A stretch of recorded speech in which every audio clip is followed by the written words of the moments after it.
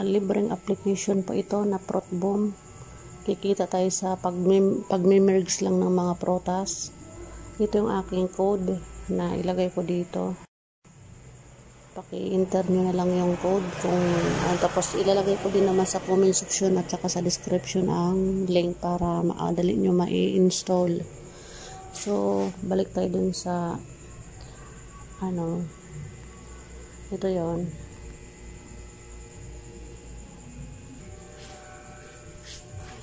So bagong release lang ito.